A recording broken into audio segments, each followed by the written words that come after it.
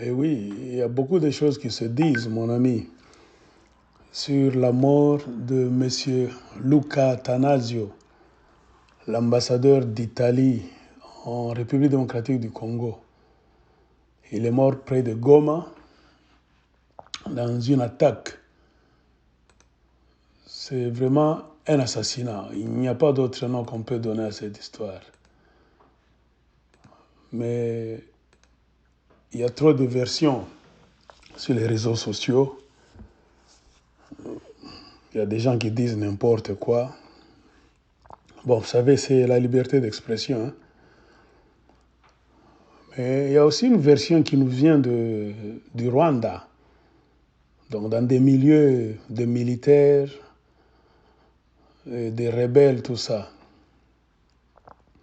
Eux, qu'est-ce qu'ils disent? Ils disent que cet ambassadeur a été ciblé par les FPR, le Front patriotique rwandais. Donc, c'est le parti politique de Paul Kagame. Donc, ce sont les militaires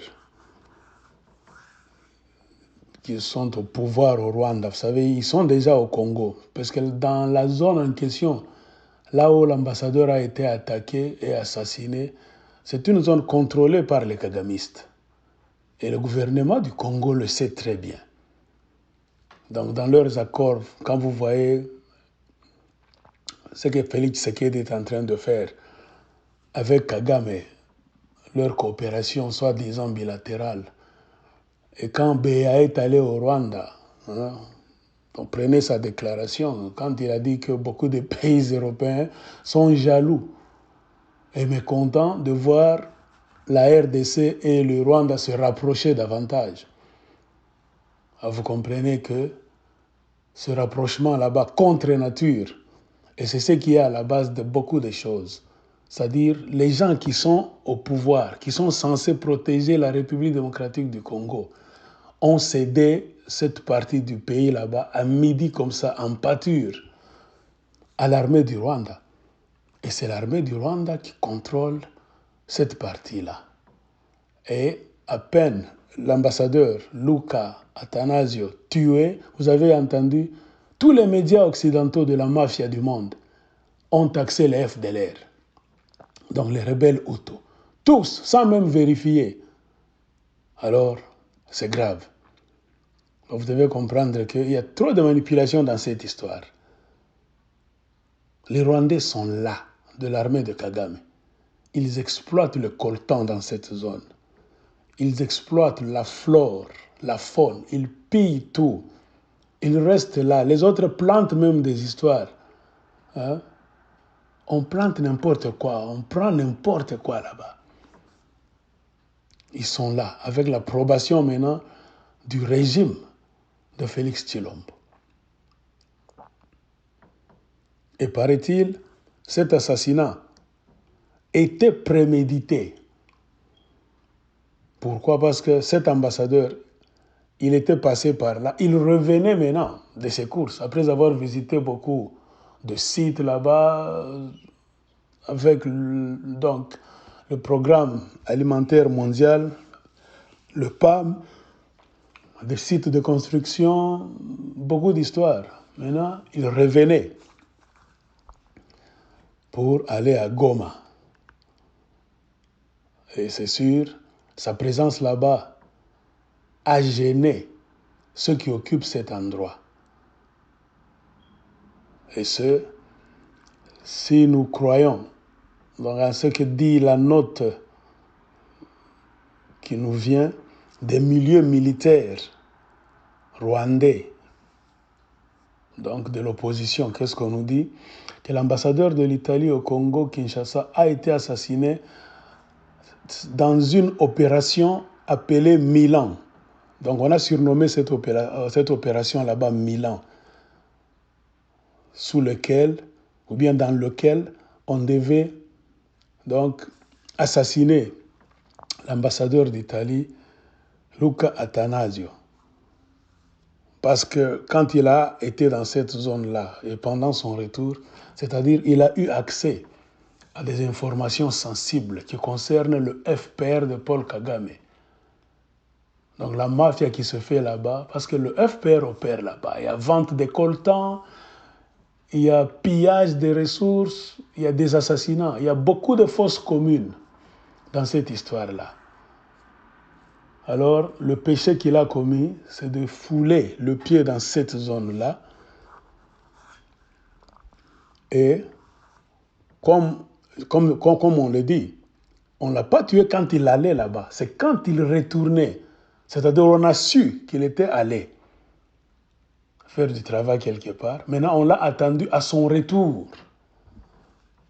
Et il fallait vraiment l'empêcher de retourner vivant parce qu'il avait mis la main sur des informations tellement sensibles. Et le FPR, dans l'opération Milan, donc c'est le nom de baptême que les militaires du FPR ont donné comme code à cette action, donc cette opération. Ça a été préparé, selon la note qui nous parvient, dans le camp militaire marine de Butotori par le colonel Jean-Claude Roussimbi, qui était dans le CNDP de Laurent Kundabatware et qui est maintenant parmi les gens qui sont chargés des renseignements dans la région militaire du Nord Kivu. Donc de la région militaire du Nord Kivu. Et dans les mains des gens de Kagame, qui collaborent même avec des traîtres militaires congolais, parmi lesquels ce Jean-Claude Roussimbi. Ce colonel Roussimbi a coopéré avec le colonel Alexis, qui est dans le camp de Bigogwe. Et l'opération proprement dite a été donnée au colonel Didier, qui fut amené avant ça. Quand on a vu que l'ambassadeur était passé, alors on a fait traverser le colonel Didier avec quelques membres du département des forces spéciales du Rwanda. Donc, il était accompagné de 4 militaires, 4 assassins qualifiés, donc les tireurs d'élite. Et ce colonel Roussimbi est l'un des accusés dans les massacres extraordinaires qui se sont faits en République démocratique du Congo. Donc, comprenez par ici le rapport mapping, le rapport cartographié. Donc ce colonel Roussimbi, si un jour on met un tribunal en place, il doit passer pour se justifier. Parce qu'il est parmi les gens qui ont tué beaucoup de Congolais et des Rwandais dans des camps de réfugiés. Donc dans les confins là-bas de Rutshuru et Masisi. Et tout cela est bien confiné dans le rapport mapping. Et selon les milieux militaires rwandais, on nous dit que l'ambassadeur d'Italie au Congo et ses compagnons étaient dans le programme de visiter aussi des endroits où il y a des fosses communes dans lesquelles étaient enterrées beaucoup de victimes suspectes. Comme cela s'est passé avec la mort des Espagnols. Si vous vous souvenez, à un moment donné, on avait tué beaucoup d'Espagnols au Rwanda. Pourquoi? Parce que ces Espagnols là-bas qui travaillaient, qui étaient des prêtres, les autres travaillaient dans des ONG.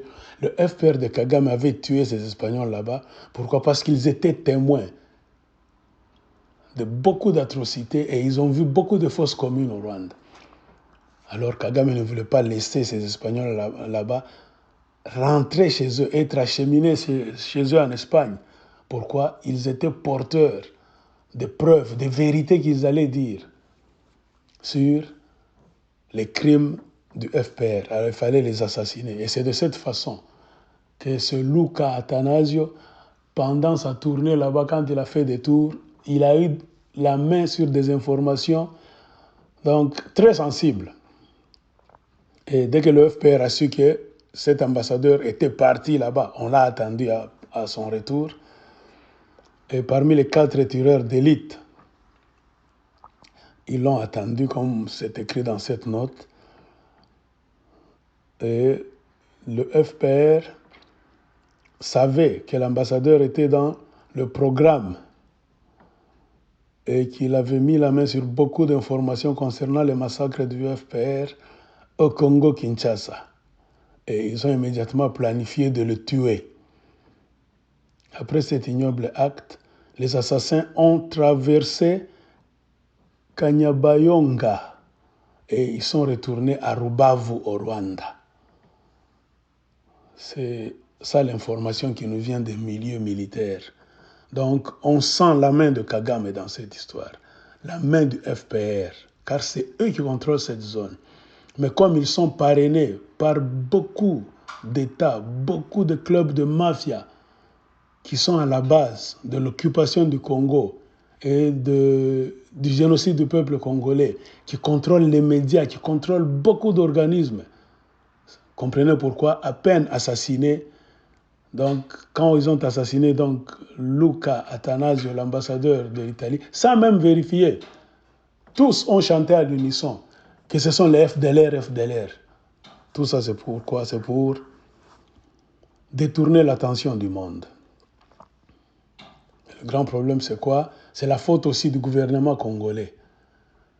Des gens qui ont laissé leur territoire comme ça aux mains des Rwandais, dans une stratégie soi-disant de chercher la paix. On ne cherche pas la paix comme ça, imbécilement, non. On se bat pour chercher la paix. Qui veut la paix prépare la guerre. Mais avec cette stratégie de Tshilombo qui nous dit non, je suis en train d'amadouer Kagame, d'y aller mollo, mollo, comme me disait quelqu'un, d'une manière tellement pacifique pour convaincre Kagame pacifiquement qu'il doit laisser le Congo. Non, Kagame c'est un diable. C'est un démon, le fils du diable. Lui, il n'entend jamais la voix de la paix, la voix de la vérité. Non. La voix de la justice. Non. Dans leur programme, c'est la violence toujours. Comprenez pourquoi Laurent Désiré Kabila le savait. Ces gens-là n'entendent que la voix de la violence, la voix de la force. C'est leur idéologie. Si les Congolais n'utilisent pas la force, ces gens-là ne sortiront jamais de cet endroit. Vous avez vu Mamadou Ndala ce qu'il a fait. Il a été trahi par les Congolais toujours. L'infiltration de l'armée. La seule formule, c'est utiliser la méthode de Mamadou Ndala. Y aller par des coups. Cogner ces gens sérieusement. Ce n'est que le jour où ils sauront, ils comprendront que si nous foutons notre nez au Congo, nous essayons d'y rentrer, on va nous cogner sérieusement. C'est quand ils commenceront à avoir peur. Mais toutes vos stratégies à la Tshilombo là-bas, la stratégie des bêtes là, ils ne comprendront rien. C'est-à-dire vous êtes déjà à genoux. On ne négocie jamais avec quelqu'un qui a tué 12 millions de tes compatriotes dans une position assise ou bien position à genoux. Ça, c'est vraiment rigolo. Ce n'est qu'au Congo, avec cette politique là-bas, il y a des bababa, politique ya baboubou, tout qu'on a parlé. Donc comprenez comme ça, chers amis, cette histoire a été préméditée, préparée. L'ambassadeur, on l'a laissé passer et on l'attendait de retour pour l'éliminer, afin qu'il aille dans l'au-delà avec tous les secrets. Et c'est vraiment difficile. Je ne sais pas s'il a mis dans son téléphone, s'il a enregistré d'autres histoires, des témoignages, tout ça, partout où il est allé parler avec des gens. Parce qu'il a parlé à des réfugiés, à des victimes, à des gens qui sont malmenés là-bas. Il est entré en contact avec beaucoup de gens. Ce n'était pas le voyage d'un jour. Il est allé dormir là-bas. Il a même pris des moteurs-boîtes, donc les canaux rapides là-bas. Donc il a fait, je ne sais pas, 2 jours là dans le coin là où il est allé. C'est-à-dire il a emmagasiné, il a amassé certaines informations sensibles selon l'information qu'on nous donne des milieux militaires rwandais de l'opposition. Et c'est cette information-là, bien ces informations-là qui ont inquiété le FPR. C'est-à-dire, il fallait à tout prix éliminer ces messieurs, le faire taire, donc le pousser 6 feet down, comme on dit, 6 pieds sous terre. Et c'est la méthode de Kagame avec ses parrains qui ont tenu cette zone là-bas pendant plus de 20 ans avec les armes. La zone de la mafia, c'est là où se passe la plus grande mafia internationale. C'est ça. La solution, c'est combattre pour le Congo. Y aller par la force. Non pas position à genoux, bien position assise là. Ça ne changera rien. Donc cet ambassadeur a été liquidé parce qu'on voulait le faire taire.